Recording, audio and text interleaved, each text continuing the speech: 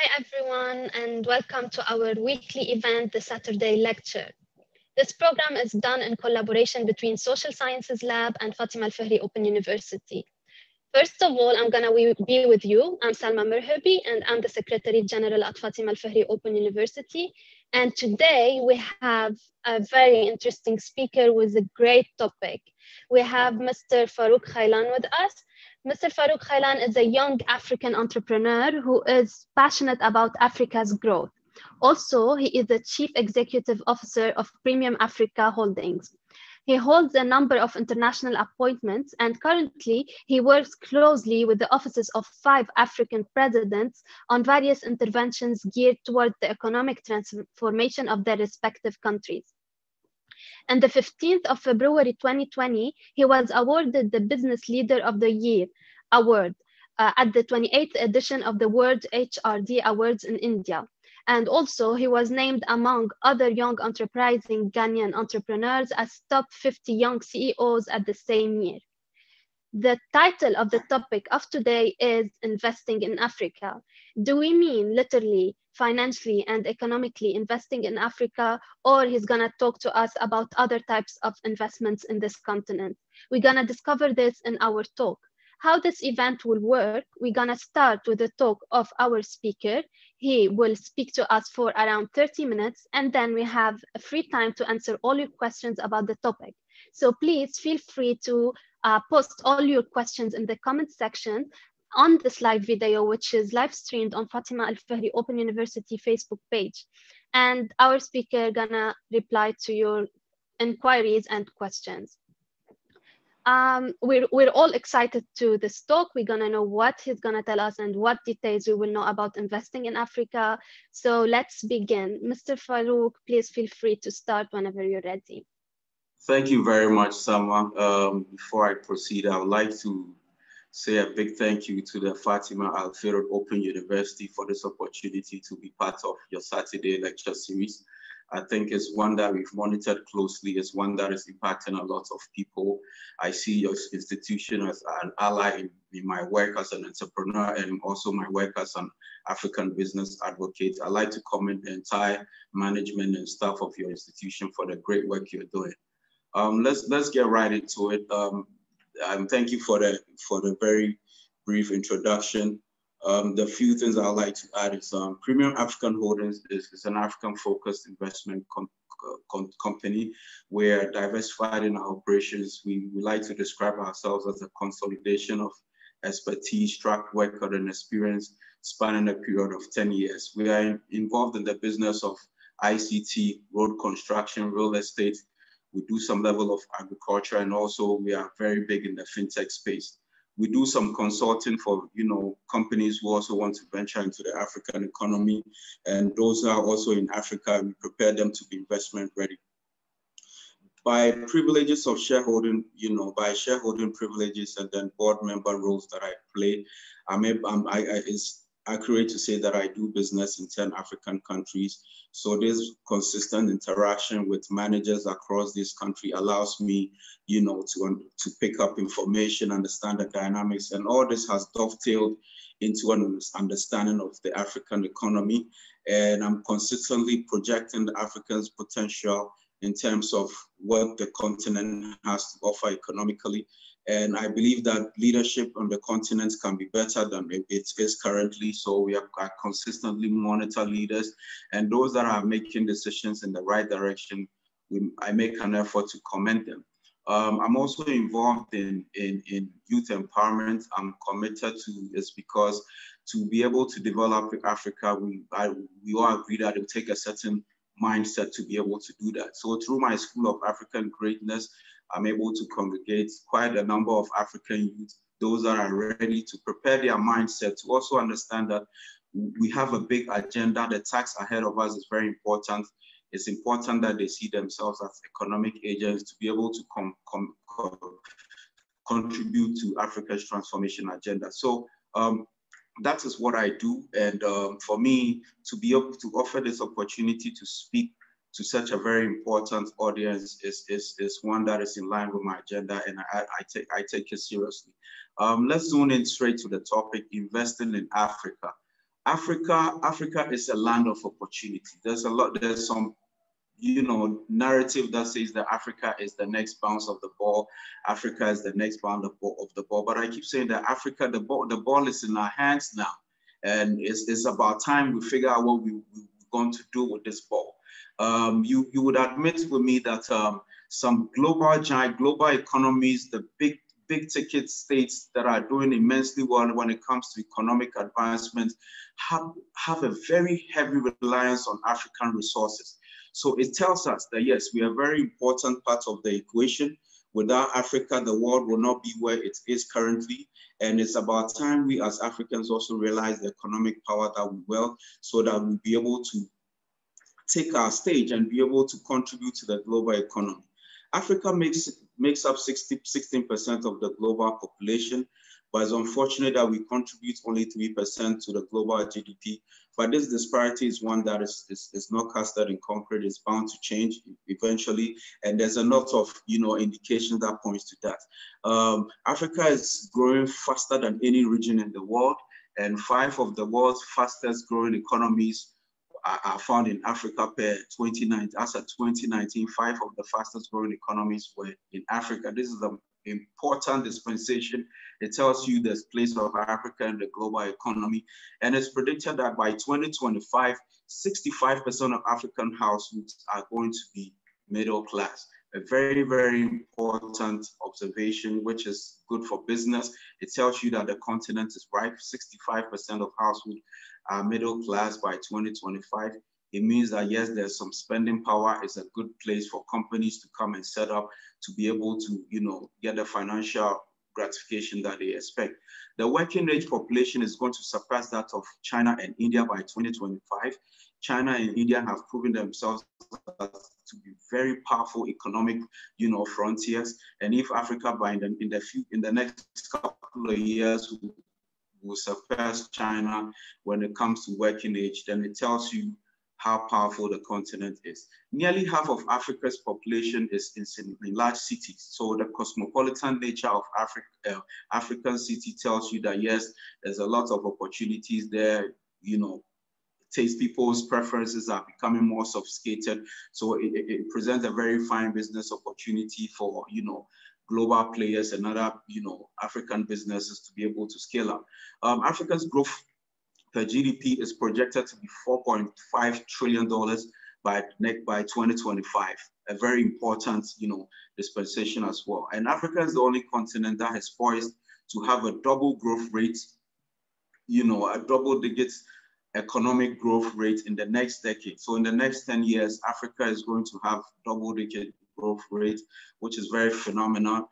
And as we continue to point to this very, very, game-changing narratives, it's also important to make the observation that global giants are smelling the coffee. They are up, they are smelling the coffee, and they are here. They are exploring the continent. They've seen that, yes, Africa is a very important, part of the equation. They need Africa as a continent to be able to scale up. Internet penetration is significantly high. Particular reference to M-Pesa, what M-Pesa is doing in Kenya. Phenomenal growth with M-Pesa has impacted the country immensely. It will interest you to know that global giant like Google has, set up an AI lab in Accra. And mainly the idea of the AI lab, the plan is to be able to use AI to solve African problems, and also to be a data set in terms of training, Africans when it comes to AI. It also interesting, Google has realized that, look, the size of Africa's population is very important in terms of their growth agenda. So what they are trying to do is translate the ability to capture Africa languages, because in case in a dispensation where people are, quite a number of the population are not literate, they realize that they can tap into these numbers when they get people to be able to use Google in their local language. So this is a very interesting dynamic that tells you how important the African continent is.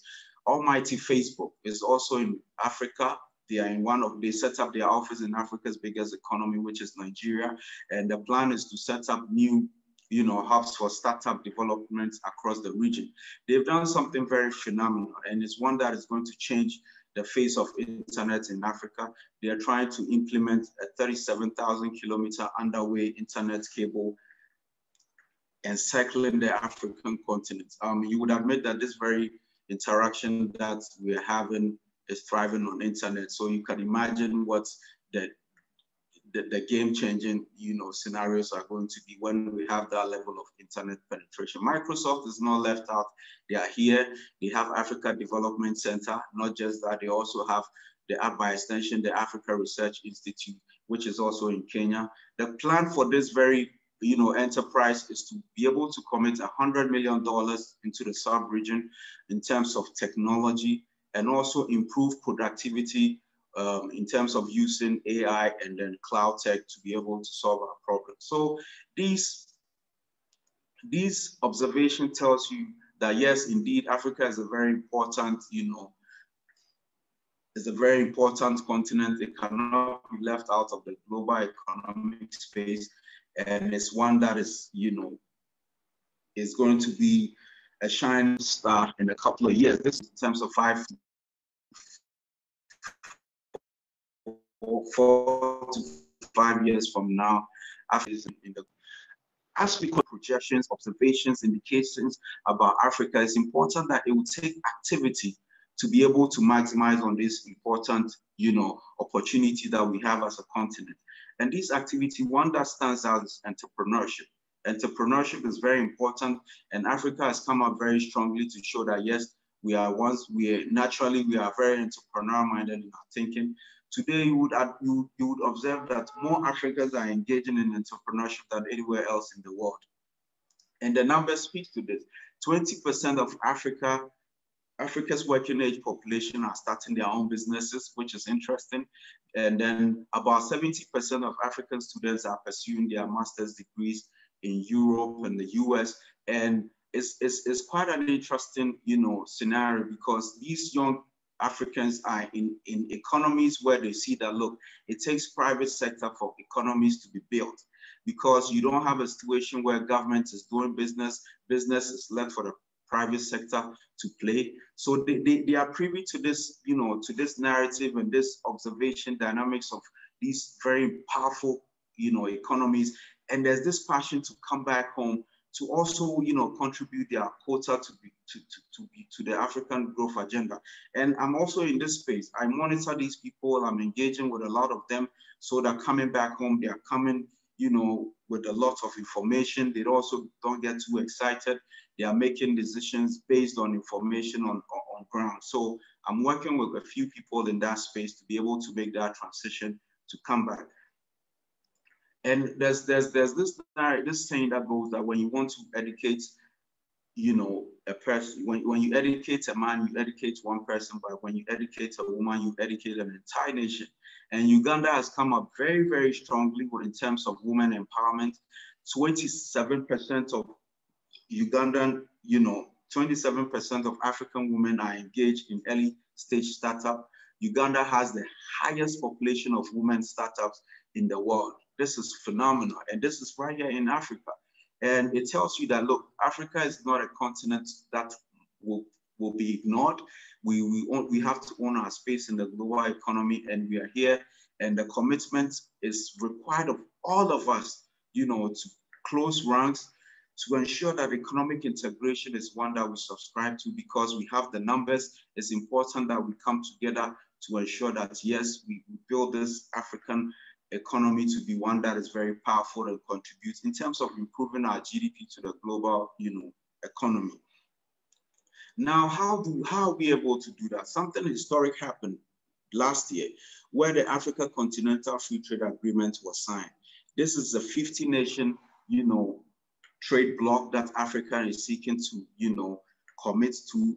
And it's one that is supposed to, and once this agreement has been signed, automatically we have the largest trade bloc in the world.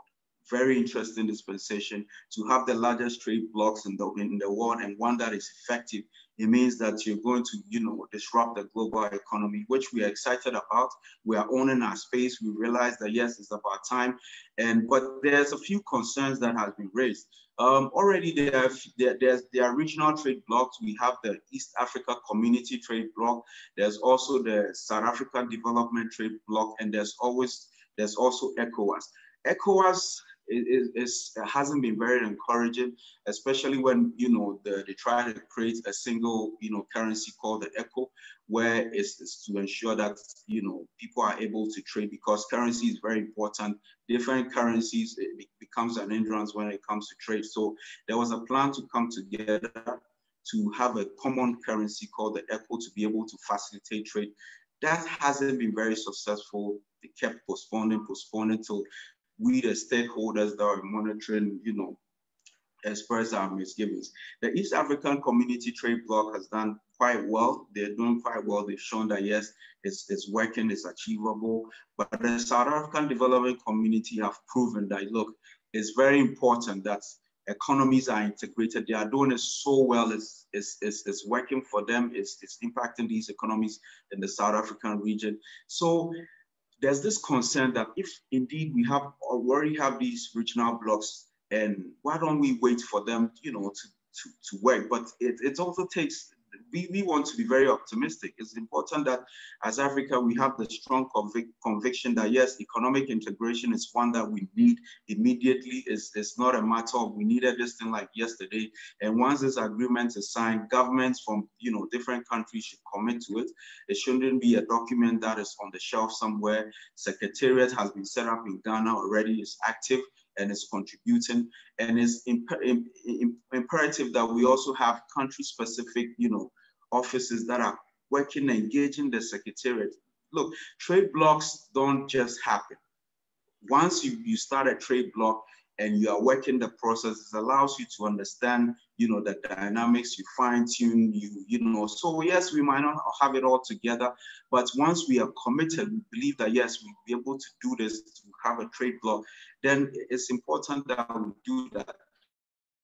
Yes, there's been a few concerns, which is valid. I mean, in terms of, goods that are produced outside Africa might, find their way into the continent and branded as made in Africa goods, and this is something that would be unfair. But like we always, encourage the secretariat. It's important that the conversation keeps going on. They monitor this thing, and in terms of security and all that. And we also call on these global players who have products and, come to Africa, set up in Africa. We have the resources.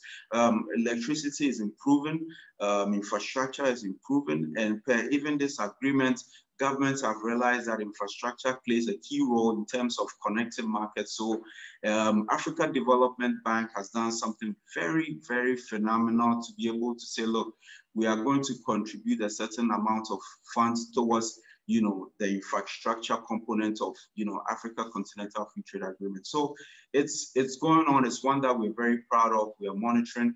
There's also concern that, yes, it's going to reduce government revenue, but we're also speaking to government that, look, yes, there will be some revenue concerns. There will be some shift in revenue, but it also allows you for your industry to scale up.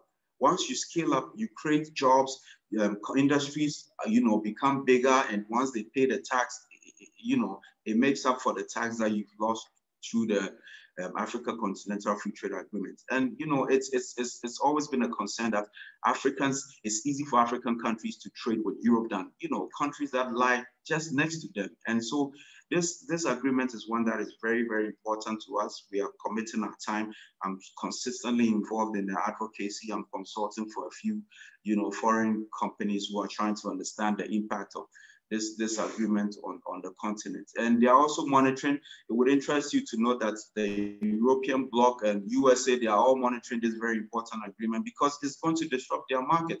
And it's important that as Africans, we also, ensure that the business stays within the continent. Why is it that Nigeria is able to do business with Europeans than you know, Ghana. So this shift in the narrative is one that is going to impact the continent.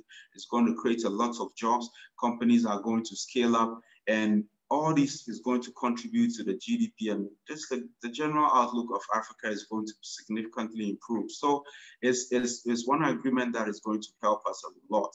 But once we've agreed that the economic integration is very important, then the onus lies on us as Africans to tap into these opportunities. We cannot just sit on the fence. I'm constantly in the business of, you know, advising investors who come into Africa, but I'm not leaving out Africans as well. We also need to have Africans who are investing in Africa. We need to have a dozen of the Dangotes, the Just Funds, Ghana, you know, the moment to see the Africa Continental Trade Agreement as one that is going to impact their companies in terms of their growth expectations. So it's a very, very important conversation for us. And as we have this conversation, let me also point to you some of the core industries and opportunities that lie on the African continent. Agriculture. Africa has 60% of the world arable land. 60%. So this is something that the world doesn't take lightly. They are making decisions. They are looking at how they are also going to build their economies on agriculture. And I must emphasize that food security is coming up very strongly. In the next couple of years, the conversation is going to shift from, you know, ammunition, and it's going to be that of food. So if Africa has 60% of the world arable land, I mean, we are supposed to feed the world. Why is it that we are importing 15 billion worth of food crops every year? And this is increasing the import bill. It's hurting our economies. Why are we not retaining all this money on the continent? And indeed, if we are importing 15 billion worth of food crops onto the continent, it just doesn't make economic sense. It just doesn't make economic sense. And we need to own up and change this dynamic, and also see that, yes, if we want to grow as a continent, we have to feed ourselves. After feeding ourselves, we should be able to feed the world. Feeding ourselves alone is going to create the economic liberation that we want to see for this continent. So agriculture is one of the places that I'm heavily involved in. In our Liberia office, we work with the Ministry of Agriculture to set up the Poultry Farmers Association to be able to revitalize the sector. Liberia has also quite a high import bill in terms of poultry, is around $62 million, and it's not encouraging at all. All this money is money that is going out of the economy and it's hurting the economy. So Premier African Holdings, we are actively involved in the space. We cannot do it all by ourselves. We want to call on fellow Africans to see agriculture as one that is going to change the economic fortunes of this continent, and see that, yes, it is the way. Yes, the white collar jobs is cool, but after some time, go back to the village, go back to, you know, your homeland to start a farm and feed the continent. There's a lot of financial gratification that comes from, you know, engaging in agriculture. And indeed, technology is also here for us to be able to, you know, scale up and pretty much accelerate, you know, the gains that we are making in that space. So agriculture is strongly there. Healthcare is also very important. Food and healthcare works hand in hand. Without food, you're not going to get, you know, a very healthy body to carry on with what you want to do. 16% of the world's population is Africa, and only 2% of doctors are from Africa, which is very, very disturbing. 2% to the global, you know, doctor pool is a concern. And I can tell you, half of these doctors are not even on the continent, they're outside. So it's very important. These are opportunities. One thing you would appreciate about Africa is that all these problems that we are articulating that stares us in the face are opportunities. Solving these problems brings financial gains to any individual, organization, or a team that makes it an agenda to solve these problems. Would significantly make some gains when it comes to finance. So it's very important. Healthcare has come out strongly. Education. Without education, we are not going anywhere as a continent. So there's the need for schools. When you go to the rural areas, there's the need for us to scale up, build more schools, and all these things, This is infrastructure requirement, and any individual, like I said, organization that wants to invest in Africa should also look at education. In recent times, COVID has proven to us that yes, technology is very, very important when it comes to education. We cannot do without it. EduTech has come up strongly. People are having education remotely. Most of African students had to stay home to have their education. So it's a space where, you know, organizations and businesses should also look at education technology. Energy is also very, very, very important when it comes to driving Africa's growth agenda. Energy is very much needed. It will interest you to know that when it comes to renewable energy, Africa is doing significantly well. US is around 11, US and UK is around 11%. Kenya came up very strongly, and they sourced about 13% of their, you know, energy through renewable sources. So it tells you that the opportunity is ripe in that space, and we call on people to come and do that. With my work with Akon Lighting, I'm also working in that space with Akon to ensure that renewable energies has significantly penetrate the African continent through our solar lighting project. We've done it in Senegal, we've done it in Gambia. We are engaging the Liberian government to be able to scale up. We've done a pilot project here a couple of years ago. We intend to scale up across, you know, and this is why I like to commend the Liberian government for this commitment towards the street lighting project. I see that they are coming up strongly, making inroads when it comes to solar energy. So the opportunities are here. Energy is one of them. When it comes to finance, it's also important. Microfinance is one that is needed in Africa for a population of over 1 billion. And, you know, lack of access to fund is very troubling to the economy. Even in the agro space, there's finance that is needed. And, you know, it's also a fine opportunity for global businesses or even African businesses or individuals who have some level of liquidity or financial muscle to look at that space. So finance is another important sector. These are just a few of the opportunities in Africa. Like I told you, Premier African Holdings, we are not sitting on the fence as consultants. We are involved in this African, you know, growth agenda. We are very committed to it. We have portfolios and assets in various African countries. Like I said, through my shareholding privileges, I'm also, you know, involved in a few African countries. EasyPay, where I'm senior vice president, is a fintech that has allowed us to be able to, you know, boost the financial inclusion narrative on the African continent. We are in 10 countries. People are able to remit money from anywhere across the world to their families, and it docks on their mobile phones, and they go to the nearest mobile center to be able to retrieve their funds. So financial inclusion is very important when we want to change the African narrative. We all know what it has done to Kenya. M-Pesa has done phenomenally well. It's contributed so much to government coffers, and EasyPay, we're also in that space, and we're doing quite well. So like I said, I'm actively involved. I'm not here advocating for Africa's economic potential, and I'm not, you know, taking part in it. So me and my group, Premier Africa and EasyPay, we continue to make strides in this direction. And all these opportunities that I've outlined is one that is begging for people to, you know, come and explore and maximize on this potential. The foreign investment in Africa has the biggest returns. It will interest you to know that Twiga is a food company in Kenya, and it has been able to raise $107 million in terms of funding. Farm Crowdy from Nigeria has also raised 15 million, incredible amount of funds being raised. I Procure from Kenya also raised 5 million in terms of, you know, funding. Cooler app is there. Paystack, phenomenal growth.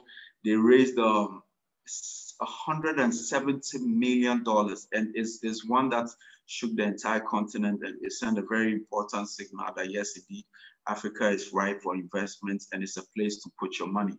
So yes, this is all I can tell you about African investment, but all these activities has to thrive in a very, you know, very, very secure environment, an environment where politically is stable. So this is where we call on African governments to show leadership in this direction.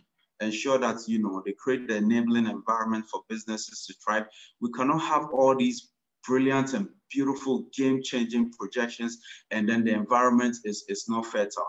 Yes, there's a narrative that Africa is a high-risk environment, but indeed it takes some level of commitment. Whilst we call on government to be able to do this, create an enabling environment, this is the time. You cannot afford to wait. This is the time you work your way through it. It's not going to be a walk in the park. But indeed, if you are entrepreneurial minded and you're thinking, you understand that challenges and struggles is very integral in business, and Africa offers the opportunities. Look beyond the challenges, see the challenges and problems as opportunities in itself. And Africa, you will make the biggest financial gains you can imagine. So it's important we consistently call on government to ensure that the environment is one that is, very viable for businesses to thrive. And then all these things that I've articulated are ones that are going to contribute to Africa's growth agenda. And we are consistently in that space. We are contributing, we folded our sleeves, and we are doing our bit. So this is it about my speech. It wasn't prepared. I wanted to speak from my soul because I'm very passionate about Africa. And I'm sure that this is where I'm able to connect with people. And I'm sure that whatever I've articulated is one that is being helpful, is going to impact the audience. And I want to say that I'm grateful and I'm open for questions. Thank you very much, Tom. Thank you so much, Mr. Farouk. We really enjoyed the talk, and I wanted to tell you that we could feel the passion and the feelings from the speech, and you already mentioned that it's already from your soul, and we can see this and we can feel it.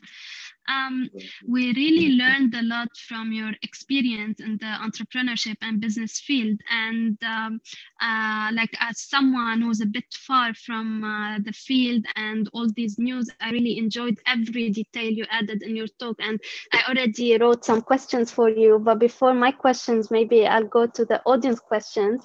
Everyone was happy and interested. Even some are telling you thanks from Bangladesh. Thank you for the speech.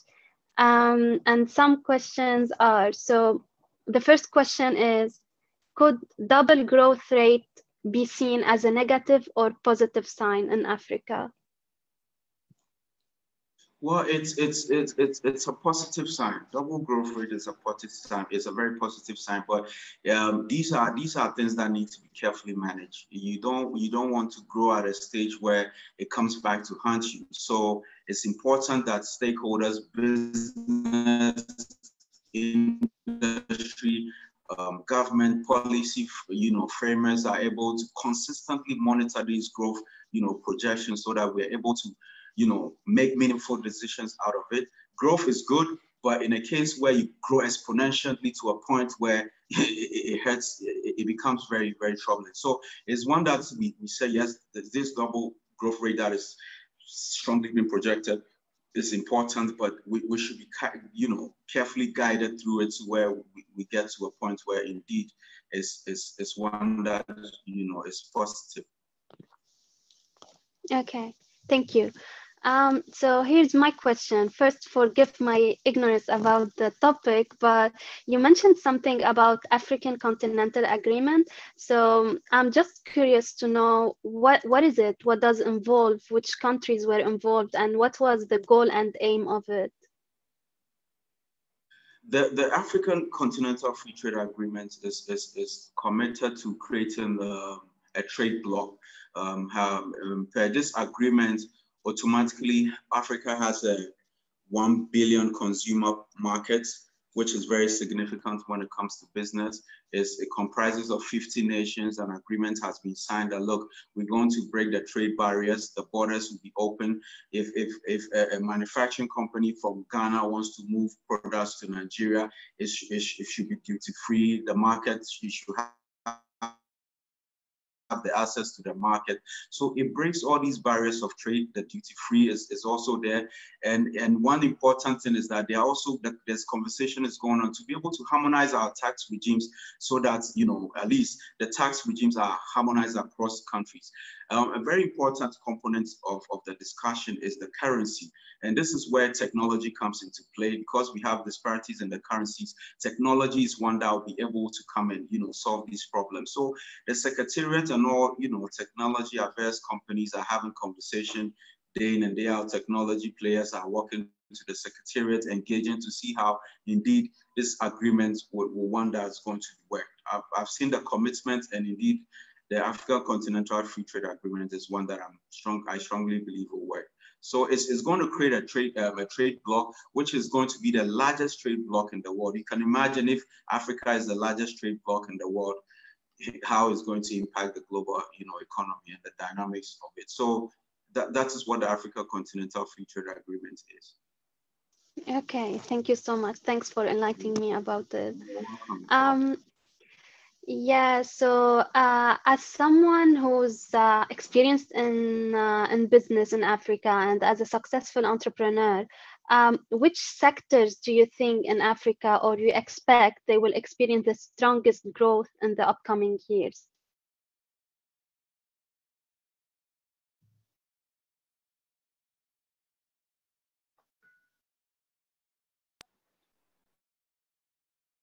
Mr. Farouk, do you want me to repeat the question? Yeah, please repeat the question. I didn't get you. Yeah, all right, that's all right. So which sectors in Africa you expect to experience the strongest growth in the upcoming years? Well, I see technology is going to see some significant growth. Governments are creating them. Governments have come to the realization that, look, technology is one that is needed. Like yesterday, it's one that cannot be ignored. It's one that is going to also accelerate Africa's growth. It's one that is needed to solve a lot of African problems. Even when it comes to the agricultural sector, technology is helping significantly. It's allowing farmers to be able to understand the weather projections and also, crop growth and all these things. Technology is coming in very strongly. So I think technology is one that is going to grow exponentially. Nigeria has shown that PayPack acquisitions over the continent. EasyPay, my very own company, is one that is coming up strongly. In Ghana, there are a few fintechs that are also showing some very, significant growth, projections. So technology is one of them. In agriculture too, you realize that since the Continental Free Trade Agreements came into being, you realize that yes, it will take industries. Africa needs to produce to be able to supply and meet, demands in terms of produce and products. We have to process what we grow. So in the agro-processing space, I see some very, significant growth in that direction. Governments are, across the continent, governments are creating, this enabling environment. They are giving tax exemptions to processing companies. And I see that there'll be growth in that space as well. Yeah, awesome. Thank you so much. Another question is from Sami. He is asking, do you believe a rapid growth of agriculture can hurt other sectors of the economy? No, I don't think it would. If for anything at all, it's going to help other sectors. If the agri sector grow, it means logistic companies will also have to grow. Because logistics companies, movers will have to also move these produce from one place to the other, and jobs will be created. And it requires one concern about Africa is that we lose about 12% of our harvest, because of lack of storage facilities. So indeed, if we are going to grow, then that space, it creates an opportunity for, infrastructure, for my construction companies to move in that space to actually also make some gains there, because storage facilities are needed. So if there's a growth in the agri space, it's one that is rather going to impact positively on other sectors of the economy. Yeah, great. Another question from the Facebook. What efforts can you make to reassure foreign investors to invest in African countries that have a huge systematic corruption? Well, it's always been our concern. Like like that tag is there. Africa, when it comes to corruption, it looks like Africa is not doing well in that space. We all, as players in the sector, we always consistently are shooting down any activity or any engagement or agenda that seeks to, you know, project and promote corruption is one that is hurting the continent. I've seen that countries like Rwanda have come up very strongly to, you know, to fight corruption. We consistently encourage and applaud His Excellency Paul Kagame for showing leadership in that space. Tanzania came up quite strongly recently, unfortunately, you know, for the demise of His Excellency Mafaka Zulu, and it becomes very, very. It's a concern, but it's not one that is going to hinder Africa's growth. It's a challenge. Like I said, we need to confront these challenges head on and be able to address them. It's important that we have this conversation. I like it when people pose these questions, and it's through conversation and interaction that, yes, we make corruption unpopular. And technology is coming. Technology is one that is going to ensure that corruption is nipped in the bud. Because if it's a case where I'm going to register a company and I'm going to be frustrated based on I need to bribe somebody or, you know, part with some money. But technology is proven. Elsewhere in the Middle East, when you are registering a company, you sit behind your computer, you register, you make your fine, you pay your money through your fintech, and your certificate is sent to you, you file your taxes. So technology is one that is coming up strongly, and it's one that is going to help us fight corruption. And I'm sure that corruption is not going to stop Africa's growth agenda. And for investors who are looking into the continent, we are here. As much as there are those that are corrupt, there are those that are also anti-corrupt, and we are coming up strongly, and we are naming and shaming those that are giving the continent a bad name. So indeed, Africa is ripe. I will encourage investors to come to Africa. It's about who you are engaging, and this is where I call on investors to do their due diligence. And, you know, don't find yourself in hotel spaces, have meetings with people that, you know, you cannot really, you know, bank on their credibility. I'll call on people to do their due diligence well and engage, you know, companies that are, you know, have a credible, you know, record, and government officials who that, you know, show that they want to exploit investors. You don't have to just, you know, nip it in the bag. You should name and shame. You should report these people. This is how we all fight corruption. You know, you don't come and be a victim of corruption and then later, in the process of being exploited, you need to name and shame. So this is how we're going to address this issue of corruption. And it's one that is not going to stop the continent from making gains. Corruption is everywhere. We don't want a situation where Africa seems to be, you know, the brand when it comes to corruption. Corruption is everywhere, but in the case of Africa, where, you know, it's ran its head consistently, then technology needs to come in, and then people also have to name and shame. So it's one that we are consistently committed to. There's anti-corruption drive. Governments are setting up anti-corruption agencies, and efforts are being made. So we are quite positive in that direction. Yeah, I agree with you. Thank you so much for these wise and optimistic advices. And I totally agree that every single person should act to fight corruption in his country. And as you mentioned, it's everywhere, and we should not see it as a barrier. Thank you. That's great. Yeah, another question is based on a statistic that you mentioned in your talk. So they're asking, what do you think is the reason behind the low percentage of doctors in Africa? Based on what I remember, you said it's only 2%? Yes, it is 2%. It is 2%.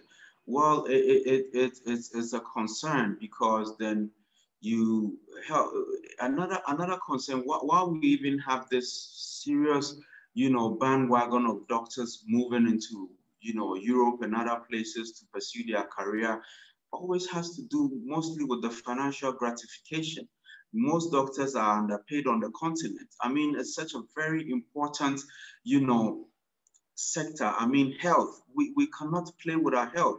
Every indications that we are projecting, research, and it thrives on healthy bodies. I mean, how are we going to exploit these opportunities that I passionately articulate when we are not healthy? So the health sector is one that governments and, you know, entire African continent needs to give it some very, very serious priority. doctors have to be paid well. And when doctors graduate from these, medical institutions, the facility should be there for them, to practice. At times, doctors, they cannot, they cannot bank their hopes on facilities because they're also concerned. They don't want to put people under the knife, and then based on lack of facilities, people are losing their lives. It becomes very traumatic, it traumatizes them. So then these are some of the factors.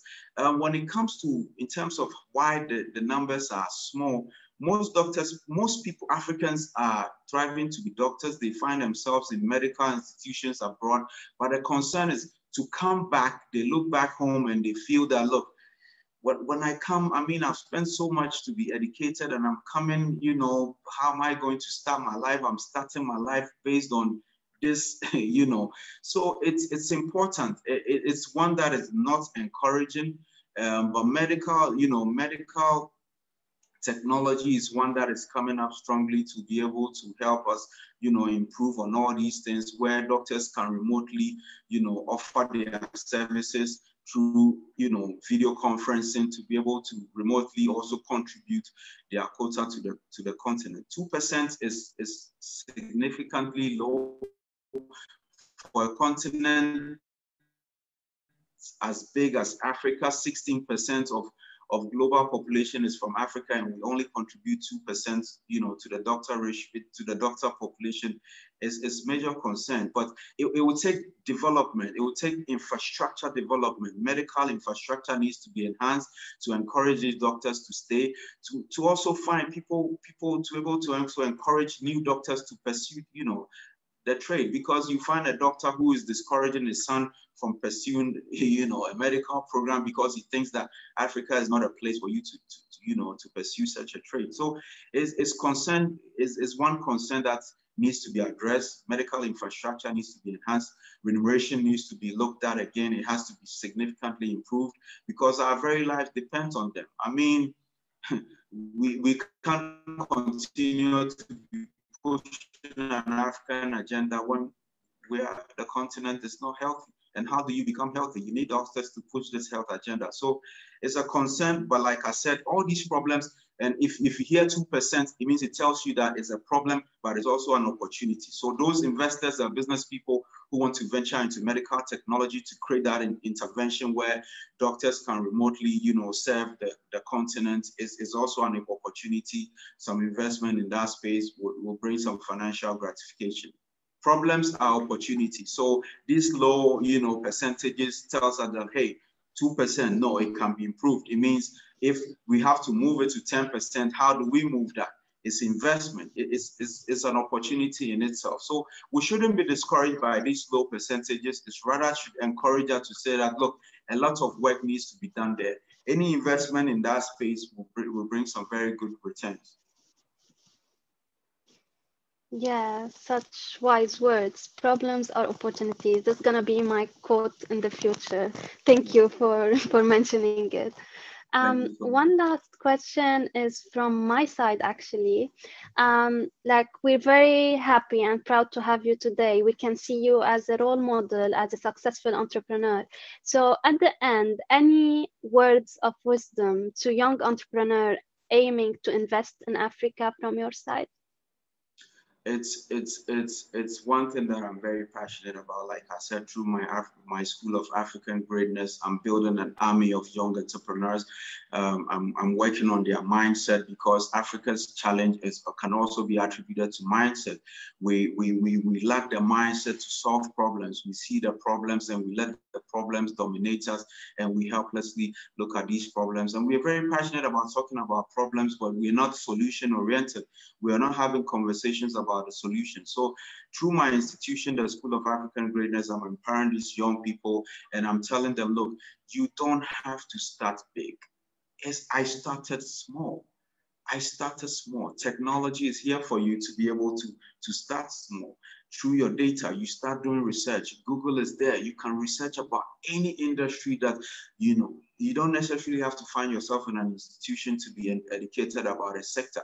When you go on the internet, it tells you about insurance, what is happening in that space. It tells you about percentages and all these. And so young Africans should be become economic agents. They are very important components of what we're trying to do, this African transformation that we want to achieve. They are very, very important components of them. We should ensure that they are in the space. A lot of them are in technology. They are learning how to code to solve these problems. We want to see some of them in agriculture. In Africa, 60% of the world's arable land is in Africa. If you drop a seed anywhere on the continent in Africa, in a couple of days you go back, it's growing. And this is what we live on, food. So I want to see young people, yes, it's all right to be cosmo, to be hip and everything, but it doesn't stop you from starting a backyard farm. You have all that space. And now there's soilless farming. You don't necessarily need to have soil space to be able to grow plants. You can grow plants. I can show you, this is a bottle of water. You can empty this bottle. You can, through all these innovations are on the internet, it's absolutely free. Right in your room, you can start growing crops. So the opportunities are enormous, and we have to see that all these problems are opportunities that are knocking on our doors. So I want to encourage Africans to be solution-oriented, to own up to the problems and try to solve these problems. We are the change agents that we are waiting to see. We keep waiting for the solution to come, but whilst we are the solution, we are the bedrock of the solution. So it's a wake-up call. It's about time. I use myself, my entrepreneurial journey as an example. I printed out call cards. I look for where people, big men are watching football. I go there, I have my call card. I say I'm a consultant. Where do I consult? I say I help people start companies. And behind my call card, I write, I don't stop till the job is done. And when they look behind my call card, they start laughing. I say, yes, I don't stop till the job is done. I say, okay, let me try you. I make sure I bring results. And through that, people see value in me and they want to invest in me. At times, you can even go out and sell your honesty. Tell people, look, you can hold a placard by the roadside and say you are the most honest Moroccan, and people will find it interesting because business thrives on honesty. Even so, we always try to undermine the solution lies within us. We shouldn't look elsewhere. The solution is within us. We are the solution. And once we start looking for these solutions within us, we see ourselves as solution agents, economic change agents. We'll be able to do this. Start small. It's proven. Facebook started from a room in the university. You know, Amazon started from a garage. I mean, we cannot afford to wait. It's not gonna, the magic is not gonna come from anywhere. It's gonna come from us. So start small. Once you start small, you're networking. There's an interesting phenomenon where even when you are in a university, that is your immediate market as a business person. Even if you pick a camera and start telling people that, hey, I've started a video, because everybody that gets out of the university is going to get married and said, hey, I'm a photographer. I have a photo company. This is my call card. You start. So I see opportunities begging to be maximized on the continent. And I want the African youth to realize that we are the solution. We own the solution to Africa's problem. Yes, leadership is suspect, but there's a new generation of African youth that have realized that, yes, Mark Zuckerberg was able to do it. They will be able to do it themselves. Technology is here. Internet penetration is significant on the African continent. Let's not get on Instagram or Facebook and just be, following things. That's why I always call people, tell your story on Facebook, social media, inspire these young people, reach out to them, let them connect, reply their messages, engage them. That's why I take these interactions very important. So like I said, African youth should own up to the challenge. We are the economic change agents. Our leaders are in their 70s, their 80s, but we are coming with fresh energy. We need to close ranks. I want to see Moroccan entrepreneurs engaging young entrepreneurs in Ghana through Facebook, Instagram, closing ranks. Like I said, the Africa Continental Free Trade Agreement is here, and the sustainability of these very game-changing agreements lies in the youth. It's the youth that is going to come and play a very important role in how we're going to sustain this agreement. So it's about time we see ourselves as a solution to Africa's problems. We should be enterprising enterprising, we should start our own companies. And when we start companies, we shouldn't let our lifestyle compete with the company. We should understand that, yes, our first car doesn't necessarily have to be a fast car. We should manage our lifestyle and be able to put the business first. And this is how we make these very difficult financial decisions to be able to, you know, make progress. And today we are engaging, you know, such a very important university like the Fatima Al Farouk Open University. And this is how we're going to change. So it's a wake-up call on the African youth.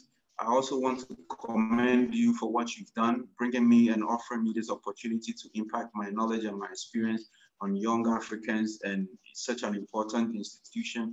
Like I said, I see you guys as allies, and I want to encourage you to consistently do this engagement, this lecture series, and trust me, it's one that is going to impact the world a lot. Thank you so much. I'm sure that African youth are motivated and inspired by your words now.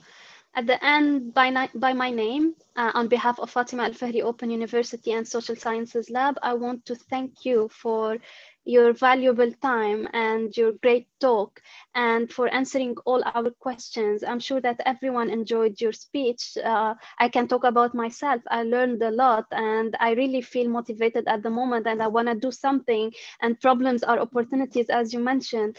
So thank you so much for everything, for the knowledge you shared with us. I want to ask you the permission if we can reach you out in case we have questions, anyone wants to know more from you, and maybe to do some more collaborative work in the future as well. Sure, thank you very much. And like I said, I'm strongly involved in, you know, building companies, preparing companies to be investor ready. So through my School of African Greatness, you can also reach me through Farouk Khailann at gmail.com. I'm very receptive, very ready to, you know, answer every communication.